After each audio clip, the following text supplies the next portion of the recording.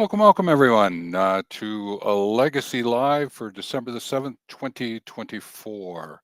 I'm Stephen Hobbs. I am your host for today. And where we're going to be going is into this agenda. Now, I am going to work with it. Doesn't mean that everything is going to flow exactly as it's presented because this is a raw time. This is when we're getting to be ready, able, and willing to live our legacy life. So there's a brief introduction that I'm going to do, and then I'm going to go over what are called the 5 Trinities. And these guide you in walking with your legacy. I have found them to be of great assistance to me, and I'm going to be sharing them with you. We're going to do the 7 key outcomes of living a legacy life. And you can use these to develop your approach, like a bit of a Kickstarter, if you will. And then I have some questions that I'm going to answer, maybe from, excuse me, maybe from the chat, but if not, I have some cards and we'll go over them so that I can share a point of view with you. Now, when I'm going to do this, I thought that I would actually flip it around here, very last minute. Remember, raw? That I would actually look at the 7 key outcomes first of living a legacy life. And to get into those, I just want to explain a little bit more about who I am and why am I here. You'll probably notice around me some books. I am an author. I've written about 20 books, mostly for myself, but people have grabbed them, bought them. I've given them away as gifts so that they might learn about living a legacy life. And I came through the route of recreation and play into team and group development, into consulting into corporations, running my own multi-million-dollar business, and then into this whole world of legacy. And I'm doing that because I'm in my 71st revolution of the sun. Oh, sorry. I'm just about ready to start it. I should be a little bit more accurate there. And I was looking at, well, what it is that I want to do. And I started this about 10 years ago, got more into it about 5 years ago, and really got into it in the last year through this 2024. And doing a lot of work here on YouTube and also attempting to get blog and courses and that set up as well. So 2025 is going to be an exciting year, and I invite you to get involved with it so that you can enjoy it with me. I am just going to check to see if there's anyone in the chat over on the other channel. Nope, there's no one there, so that's okay. I just wanted to make sure that I had an opportunity to check in. So where we find ourselves now is looking at the 7 key outcomes of living a legacy life approach. Now, these are ones that I have brought together from conversations with others, my own research, and living my life. Now, I'm going to be playing with some terms, and some of them might be a little on the funny side. Some of them might be metaphoric. Some of them would be very right there in your face. Take care of them if you really want to live this legacy life. So to get started, the 7 of them are here. I'm going to deal with the ones in black. The next slide will pick up, just do a little reverse. And then at the end, if you want to do a screen capture, you can. If not, the slide with all of the statements in black will be made available in the community section, where there's a link to the blog, but also you will be able to access some of the slides in the community section on the Younger, Older, Elder YouTube channel. So to get started is this one. The first one is stress busting WannaKeeps to eliminate them. Maybe you might use a word like declutter. It's you find yourself having collected things over time. I did. I went from a 3-bedroom house down into a storage unit because I became a gray digital nomad. Then I went down into a number of boxes and then down, and I've got it to about 10 Rubbermaid boxes.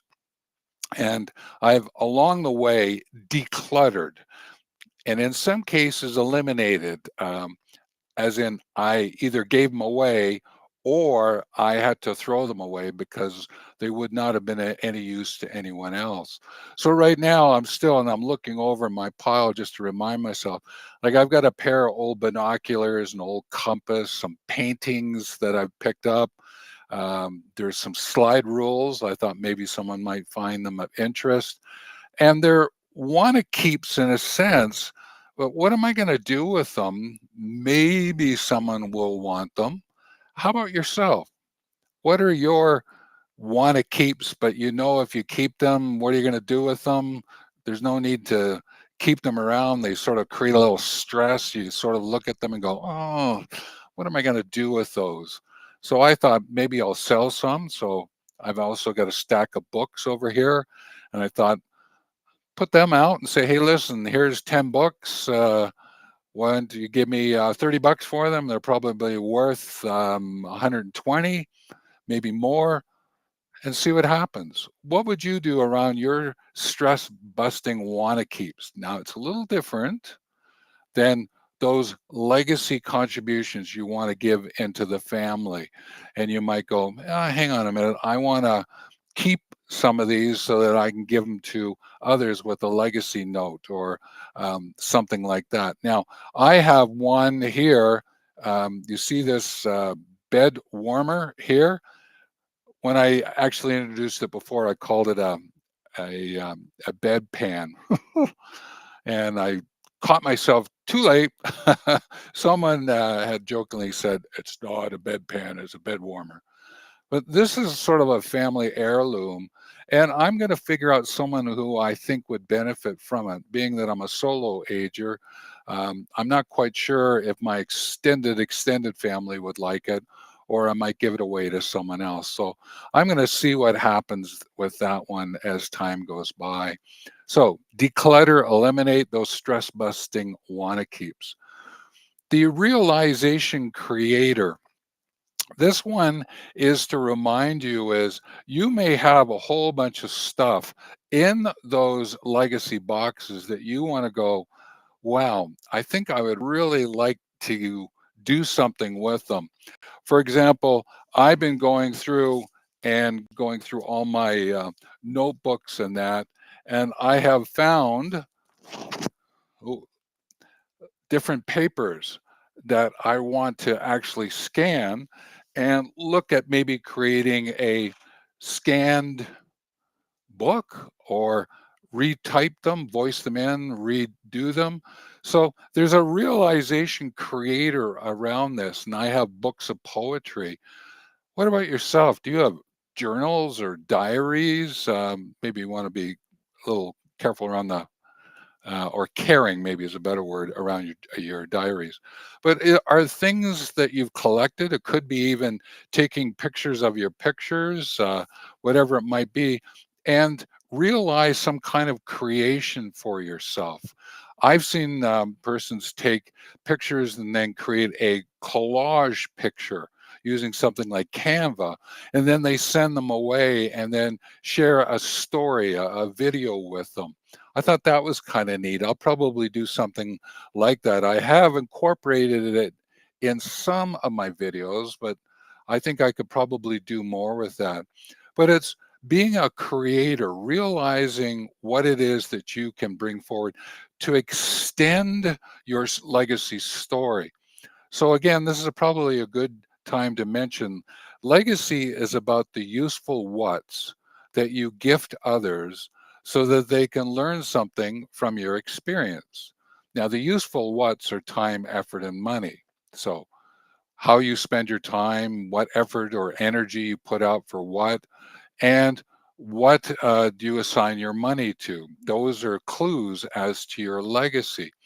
So this realization collector, that collage or creating books, whatever it might be, is just a way in which to bring all of those ideas together for other people to enjoy what you think is of value to you and maybe of value to them. So the next two I want to look at is Unplugging Mystery and the Quilt Cocoon. Now, the Unplugging Mystery is an interesting one because mystery is the future, looking at the future, what do you want to have, and bringing that storyline into your present. So if I want to have a book, what does that mean in my present? If I want to have a lot more travels underneath my feet, what does that look like in my present? And you might go out and do a lot of looking at what might be possible. And sometimes you might find yourself down rabbit holes and out there quite a bit looking and comparing and trying to figure out, is it an ocean cruise? Is it a river cruise? What is it that you may want to do? And you might find yourself going out into the mystery so much, you may want to consider unplugging sometimes and just coming back here into the present. But also, there is this notion of give yourself time to be here in the present. All right. So when you do that unplugging, then make sure you are here in the present and enjoying what's happening. So celebrate what might be, but celebrate what is actually happening. So sometimes when you unplug your mystery, you might find yourself plugged into your history. And there's a bit of a similar story. Don't get caught spending lots and lots of time there when you could be doing so much with your legacy, living your legacy life here in the presence. So along all of this, celebrate and enjoy the fact of what it is you've achieved and accomplished and what it is you're setting out to achieve and accomplish. So look at it through that lens and say, hey, mystery, okay, I'll play with you for a little bit. I'm going to come into the present. History, I'll play with you, but I'm coming back into the present and enjoying what's here and what's available to you. The quilt cocoon is finding that as you are living your legacy life and knowing that you're aging, because I have that sense, and that's why you're here on the Younger, Older, Elder channel, is you're aging and you're finding yourself at a point where, I'll call myself an older now. I self-declare myself an older. And I might be looking for, what is it that gives me comfort? What is it that gives me warmth? Like a quilt may wrap you up on that Saturday afternoon during a rainstorm or snowstorm, and you're watching a bit of TV, having a hot chocolate. Holidays are coming on and you're going to enjoy yourself and just take it easy. And you just want to wrap yourself in that comfort. That's important from a presence point of view. So that mystery history coming into your presence, finding the cocoon that helps you, but not in the sense that it's wrapped so tight that you can't get out of it. And you find yourself just laying there and laying there and laying. No, that's again where you want to be present and being out there. Especially those of you who are solo agers, is finding a way to be in community. And you can offer your form of quilt just by opening up your hands and saying, I would love to be with you and share time with you. And what is it that's available here to see what's possible? So give yourself that opportunity to find the quilt, but at the same time, know that there's warmth in just your presence of being there. And so give it a go and see what happens. I'm going to do these three together. There is to appreciate the joy amplifier effect, the shared livinghood memories, explore those, and the dynamic time of reflection, the dance. They're sort of linked together here. And let me take the joy amplifier effect. There are things that you enjoy doing that you're going to carry forward into your present and keep doing them as you move forward. And you can appreciate those. But maybe you want to amplify them and share them with others. Maybe you have a really keen interest with nature and love bird watching or going out and looking at the different plants or being with the trees. And you might say, can I bring some friends with me? And so I can amplify my joy of being out there and being with friends. And do it in this way, as with your friends. Just ask them, okay, let's go into some quiet times and think about that dynamic time of reflection. Let's just reflect on what we're experiencing. When we come back, let's just share our thoughts, our livinghood memories here. And you'd be amazed at what comes forth. And if you're a writer, oh, more material for you to write with, and that would be really wonderful to have that in your foreground. So see what happens with that, and take it up. So I've explained the joy amplifier effect. Let me go to the dynamic time of reflection. Yes, I just mentioned it, but let me give you just a little bit more. Reflection in, reflection on, reflection through, reflection because of. Take the time to go, well, I applied this, I did this. Let me review and reflect on what it is that I did. What would I like to do next? Do I want to improve, focus, or strengthen? Do I just want to enjoy something that I've done? Give yourself that opportunity to reflect. We go zipping through life. I don't know, I do some days, and I'm not reflecting on what I've gone through and really have the opportunity to appreciate and then dance with that which I am actually going through or I have gone through. So give yourself some of that time. So have you got a joy amplifier going on in your life? Do you have that dynamic time of reflection? It's a good question to ask, and find out if you do, celebrate, appreciate it, dance with it more. If you don't, what can you do to bring that in? And the shared livinghood memories, I've hinted at it already about history, but the notion of the livinghood memories, you have gone on your unique journey, yes, but you've adventured together with others. And in this living, what is it that you've picked up that maybe you could go back and have conversations with others, or have conversations with those around you about what you went through? I know in my own memories, there's a couple of persons I would so enjoy going back and meeting up with again and having conversations about what happened. We didn't necessarily end on the best note. We didn't yell at each other in like that. We just sort of, it just petered away. It just went away. And I just, it's too bad that that actually happened.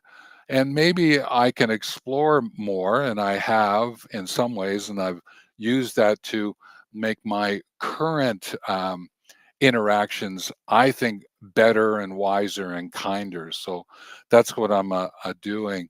So these 7 um, core aspects of living your legacy life are here, and this is the screen if you want to take your screen capture to have them. And if you want to edit them and share them, I would love for you to come back, or even if you have something now, put it in the comments section. That would be great. I so enjoy the comments. And while you're down there playing, if you want to subscribe, that'd be super. It just helps me to recognize what's going on, and it also lets me know that things are working for you. And so I've covered off these 7 core elements with you, and some of these I've actually written into my books. Like my Mentoring Now book has some of these storylines in, especially the reflection component if you're going to be a mentor. And you probably have been at some point in time. You may not have called yourself that, but you have been a mentor. And I have some other legacy books like the legacy journals, and these are available, and other books that are here as well that you can get a hold of and get on PDF formats if you find that might be of use to you. So let's just sort of put ourselves in perspective here of these 7 cores that I've gone through. Let me ask you, which one, and put your thoughts down in the comments, which one of these 7 do you think you're going to jump on now and take some action. I would really enjoy reading which one it is. And if you'd be willing, put the second one that goes with it. And then with that first and second one, is there a question you want answered? Because obviously, when you go into how to, you can go into the YouTube world using how to and finding answers to your questions. But maybe I can answer those questions with more background, more feeling to go with it. If you want to ask me, I'd be happy to answer it. And it may be an answer in the comments section, or I might even shoot a video. So let's see what's possible here for us. Now, that says, okay, this is time to move into the next section. And what I want to do here is I'm going to get a little bit more interactive. I'm going to go over what are called the 5 Trinities. And then I'm going to play with story sharing. And I think you'll see this unfold in a way that makes sense. And I also encourage you, ask questions. You can put it in to the chat. I'm just going to go over and see if there's anything in the chat. Nothing at this point in time. And just let me know if there's anything you want me to go over in a little bit more depth. Let's see what's possible here. So the 5 Trinities and then some stories. You could build 5 stories here. Actually, you can create lots of stories here, and I'll show you how that works out. So the very first one that I want to go over, the first Trinity I want to go over, links to the definition of legacy, about the useful whats. And I mentioned those useful whats are time, effort, and money. And to be able to understand how you go about using your time, what do you put effort into? How do you share your energy? What money you have, maybe what you spend your money on, and maybe there's something that you want to do with your money that has a philanthropic side to it. So this is the first Trinity, and you'll notice as we go through, this is the one that is flipped from the others, and I'll explain why a little bit later. So stick around because it's a really great point, and I think you'll appreciate it from a storytelling, story sharing perspective. The next one I want to go over are what I call the 3 important questions: why, how, and who. I think you would agree with me that often, why am I doing this? How am I to do this? Who am I to be doing this with whom? Are types of questions that come out when we're thinking about unfolding what's happening in our present, looking at our future, what happened in the past, bringing those memories to the foreground. And finding answer to them is almost like that cocoon quilt that I mentioned earlier. There's some comfort is when you get answers to these questions. So let's keep them in the foreground of why, how, and who, and see how they play out a little bit later. The next one is I enjoy nature. I'm hoping you do, because these other questions that around why, how, and who often get at what we might call being for the world, being with humanity. You can apply these questions as well to the sense of being with the planet, the sky, the sea, the land. And the idea here is the sky is the air, the sea is the water, the land is the earth. And you're the fire in a sense through your commitment and courage and being involved in what is it that I might be able to do to help the sky, the sea, the land, or all of them. And why would I do that? How would I do that? Who am I to be doing it with whom around one of these areas? So I hope you can start to see is that these can start to nest inside each other. Now, I'm going to share 2 more with you before I come to that story sharing, storytelling component. The next one that I would look at is truth, trust, and transparency. Now, this one is kind of an interesting one because this is about me being with others. So it's without, within, is that when I'm interacting with others, I would like it to be framed by truth so that I can trust that person, that there's integrity there, and that the transparency allows me not to question what's taking place. So, this truth, trust, and transparency is a way for me to look at my interactions with others, that without, within. Now, what becomes interesting here is that the truth, if you go to social media, truth would be know and like. I know this person, I like what they're saying.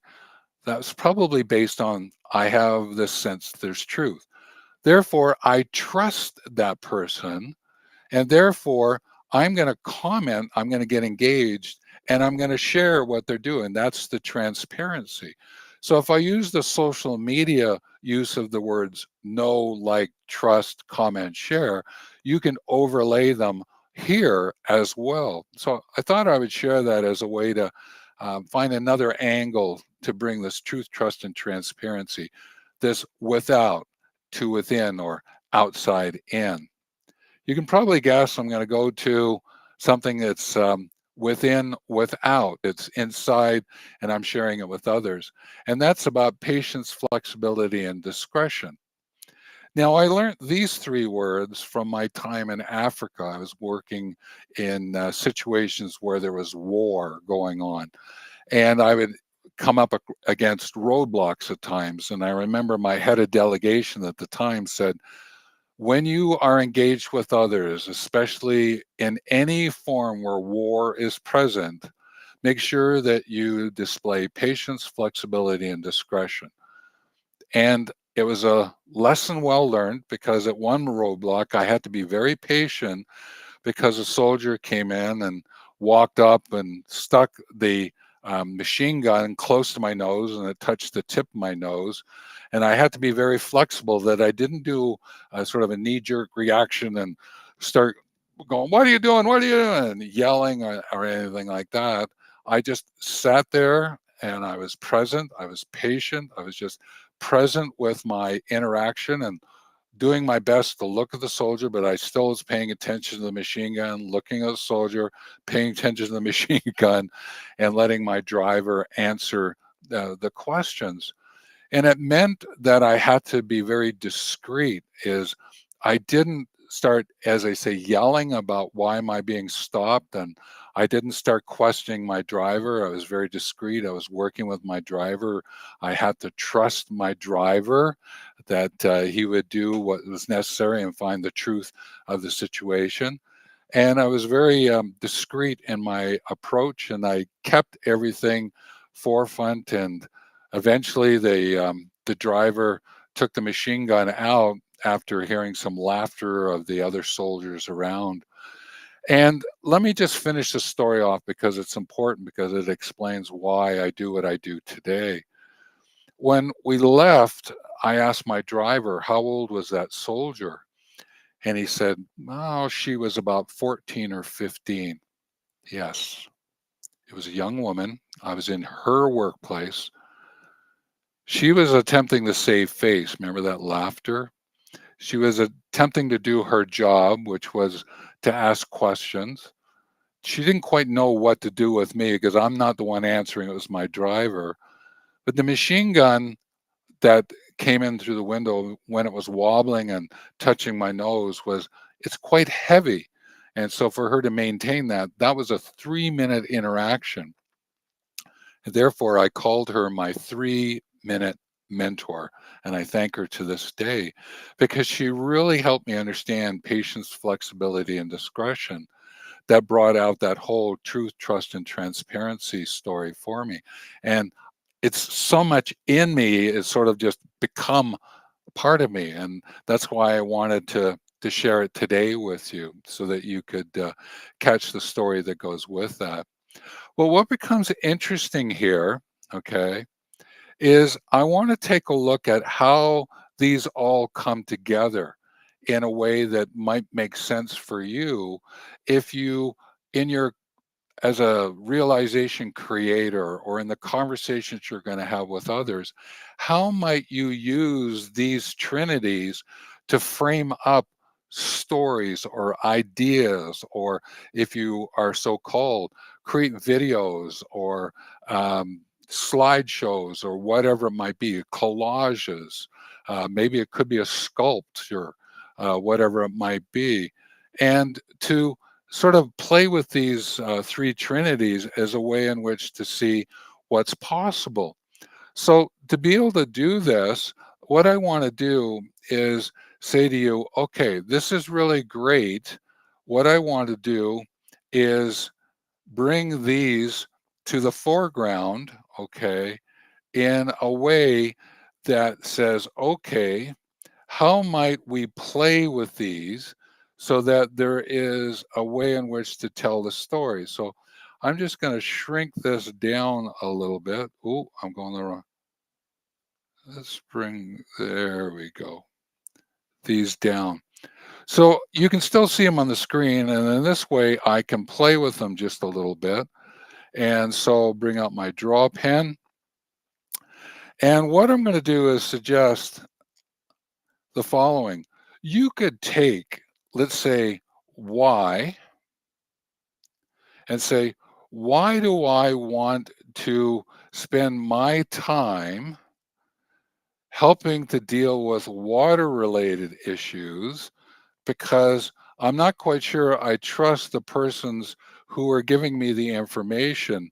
While I want to remain patient, I want to get an answer to why we're having these water issues, but I need it now. How might I bring these kind of points together? And that could form a story of some kind, could it not?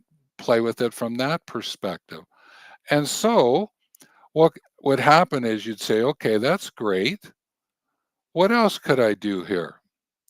Well, I would like to give you just a slight different variation of this. And this is where I mentioned earlier, why is time, effort, and money in a different shape than the others? So if we take the shape of time, effort, and money, and we take the other ones and we say, great, let me put them on top.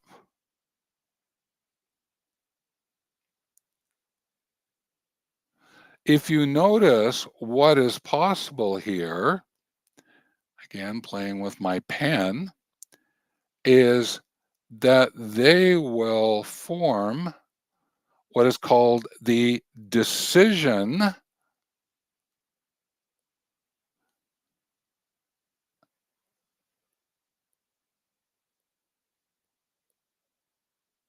diamond. And therefore, you could use these as a way in which to make decisions in your own life. So from your own personal story perspective. So let me give you an example here. Okay, let's say, for example, I want to understand how am I going to learn how to be more flexible in my interactions with others. But I want to figure that out very quickly because I know I'm going to be interacting with a group of people in a community program. And I want to know how to be a little bit more flexible in how I'm interacting with others. Sometimes I get a little around people, my introverted side, and I'm sharing a bit of my story here myself. And how do I maintain my flexibility when someone sort of comes at me, is very extroverted and tries to overpower me in a sense? What would I do? And I could go ask the how so that I could learn that very quickly and therefore be able to display that behavior. But I've only got a couple of days. Where could I go to get an answer to my how? Well, I think you probably would gather that you could go to YouTube and ask your how-to question. So that's a possibility. Another one that you could say is, great, all right, let's take a look at What would I want to give you? I want to put some effort, okay, into, I just want to pull up another color. I want to put some effort into helping a project in Kenya. It's an agroforestry project. I want to put some effort into that.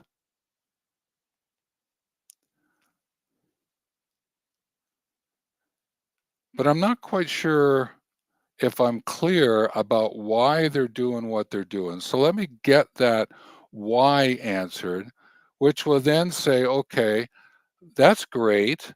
Then I can get my how.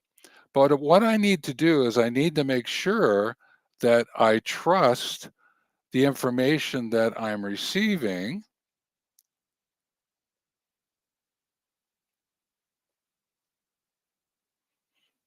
There we go. And I'm going to have to be patient in getting that. And therefore, when I bring all of that together, I can decide if that makes sense for me to get involved with. So you could use that as a start way of getting things going, sort of like a Kickstarter approach. And therefore, if you were to say, hey, this is great, why don't I just take a picture of this page so that what I can do is say, hey, this is great. I can use it to create stories, to create approach to what I want to do to make my decisions around that triangle. And I'll just take the triangle. You can draw that yourself. You can put the word decision in there and say, okay, here's a little template tool for me to use so that I can play with these questions, come back to the video and say, hey, this is really great. I have these points, and now what can I do with them to look at situations that I'm going to find myself getting into and go, okay, what can I answer to be able to make this happen?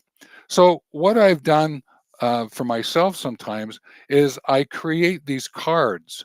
So, I have my time, effort, and money that I put out, my why, how, and who is on a card, my sky, sea, and land is on a card, my truth, trust, and transparency, and my patience, flexibility, and discretion. I actually shot shorts. So if you want to go over and see the shorts on these, that's what I've done as well. And let me know if any one of these in particular you'd like me to go into a more detail into, say, look, take the why, the how, and the who and apply it to a project to deal with land. And I'd go, okay, I can do that. That's an agroforestry program that I'm working with in Kenya. I can explain that. I have a YouTube channel that goes with that, and I can bring that story as a case for you. That's a possibility. So we could see what's taking place for you. And with that, okay, I'm going to stop there because I could go on and on with example after example after example. So this sense of being able to say, great, let's sort of see what can take place, then I would encourage you to go, oh, okay, why don't I get a actual copy of this slide? So let me give you just a little bit better version of it. There you go. You could take a copy of that one and see if that makes sense for you. Okay. So this is a point where I'm going to say, hey, this has been great up to this point. I'm going to be answering some questions now. And before I do that, I just want to check in.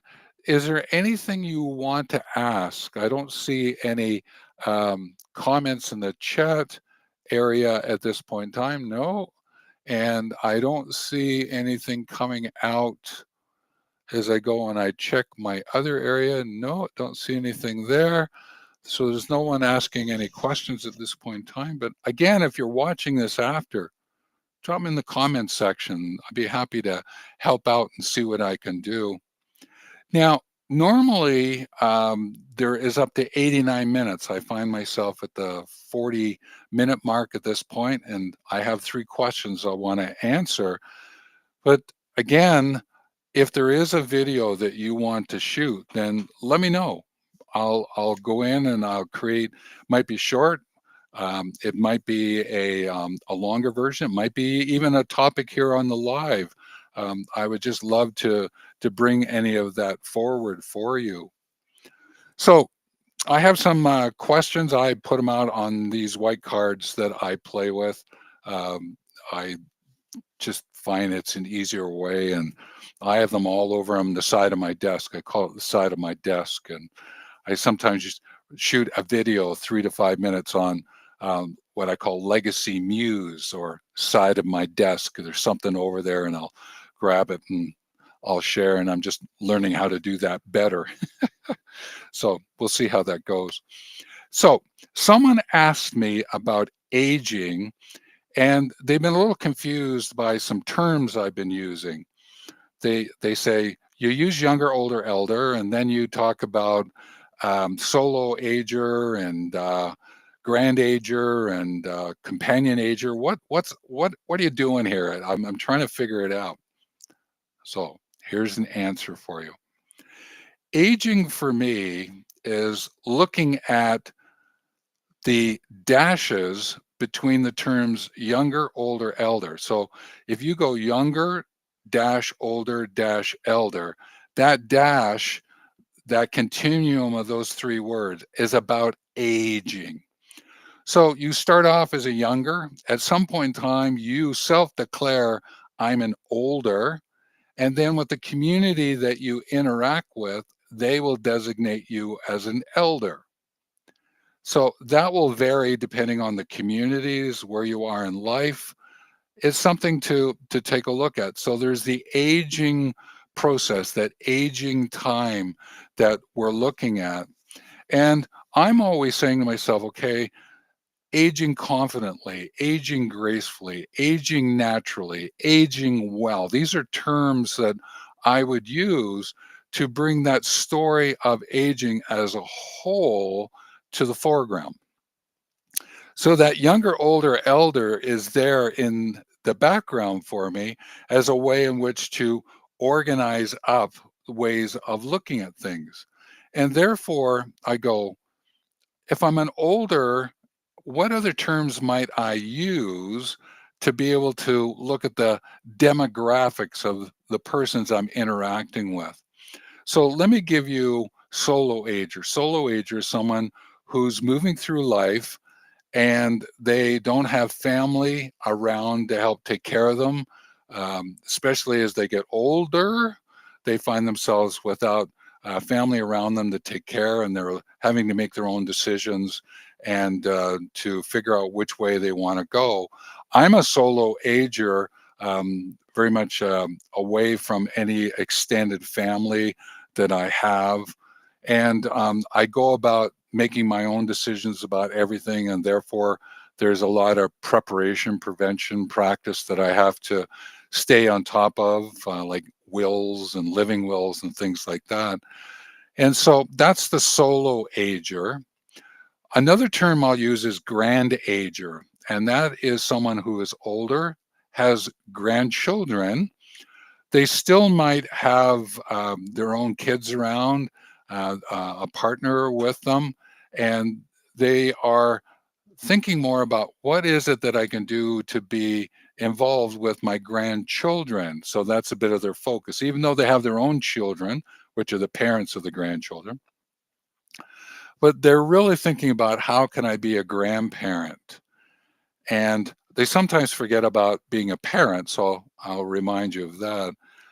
But the other one is the companion ager.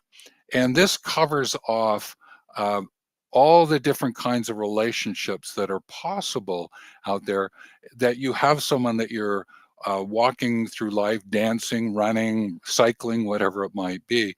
And I'll use that term, companion. So the possibility is, as a companion ager, you might lose your companion and become a solo ager. Same thing as you may be a grand ager and you don't have a partner with you, but your kids, the grandkids, are way, way away and maybe on the other side of the world, and you only touch base every once in a while, you might start to feel like you're a little bit more like a solo ager.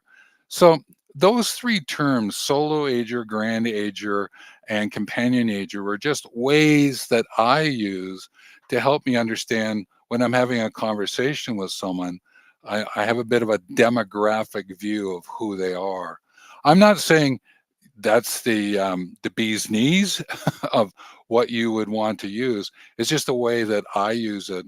But often you'll hear me talk about younger, older, elder quite a bit, and I'll bring those terms to the foreground. So I'm hoping that helps, and it was a great question. Sometimes I just zip by again using those terms, and people don't always get what I'm talking about, and I pick up the comments and I sort of brought them together into that one question. The next question I have is aging a privilege? And I went, that is a great question. Now, I could answer that philosophically. I could answer that as what happens in community. I can answer it as what is a view of aging from me, sort of within, without.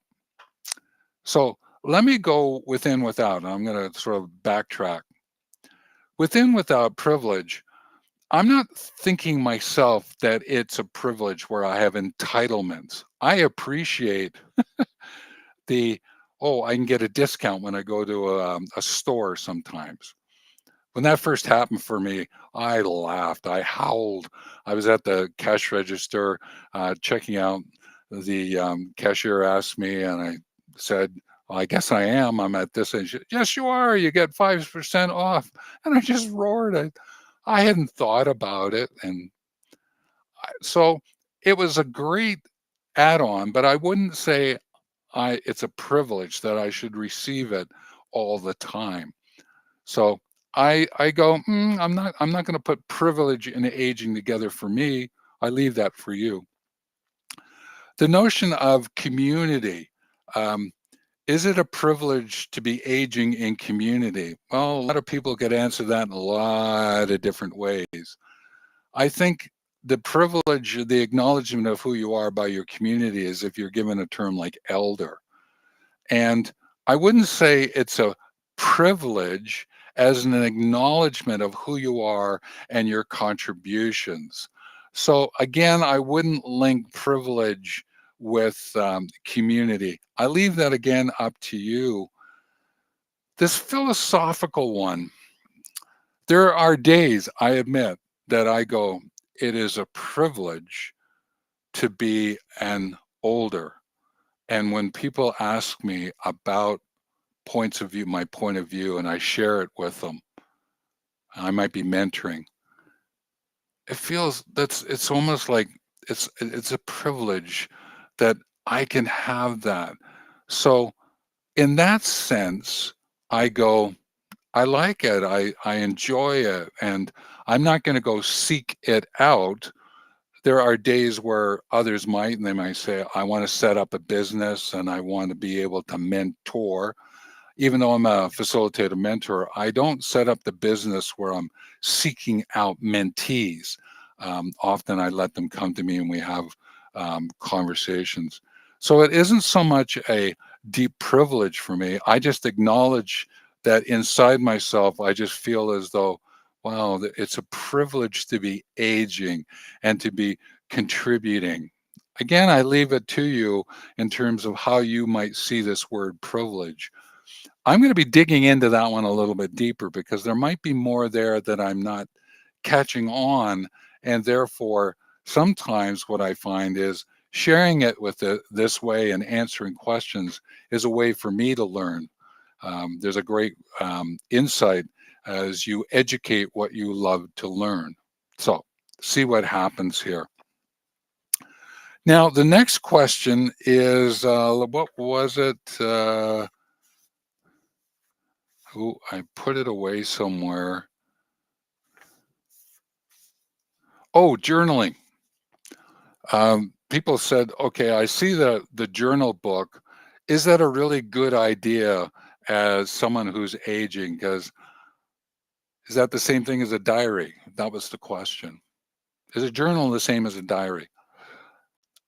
I don't think so. Diary tends to have more of the emotional aspect of the deeper emotion. When you're writing into it, you're not going to be giving it to anyone else unless you really are asking someone to read it because there's something in there that you need some assistance with, or you're really wanting that person to know this point about you. Whereas a journal is getting your thoughts into it with some emotions that go with it, but not to the sense that it might be deep, deep, deep, deep. I'm not saying you can't. Please don't get that. But a journal, if it was left out, it could be read. Might be some embarrassing elements to it. I get that. But for the most part, someone else could read that and appreciate who you are and what's going on. Not that that would be what you're doing, is leaving it out so someone could find it to figure out who you are. I don't think. I wouldn't. Okay, I'd rather just share what my thoughts are. But from a, a journal point of view, remember I talked about that reflection in, reflection on, right? And earlier, that's really an important part of the journal, the reflection in, reflection on. You could go, what do I want to describe and explain about what's going on in my life? Maybe it might be a place to do a little bit of rescripting about what is it that I could do, revamp, reimagine, reframe, and use my journal to do that. And that's why journals like this one, which have some prompts in them, but for the most part, there's just plain pages, but you could just go get a very simple notebook if you want, line to unline, and turn that into your journal if you want. So I just wanted to update because they were asking me about journal diary, and I'm hoping I've helped that out a little bit. So those were three important questions that came in over the last few days. Again, if you have comments that you want to put down below, then that would be great. I look forward to that, and ask any questions that you might have. When you are looking for um, more insights, I would encourage you to go and watch the other live videos. And it's each Saturday morning at 10 a.m. Calgary Mountain Time that I do these lives. And sometimes there are 30 minutes, 40 minutes. I haven't done up to 89 minutes, but that's the time I've allotted. But go watch some of those and you can sort of go in, scan what you want to see, and then watch them. There's one of the earlier ones where I go over the 3E catalyst, the evidence, education, experience catalyst, and how would you use them. And that becomes really great from a journal point of view, that creator point of view that I mentioned. You might find those of interest to use and learn about that 3E catalyst.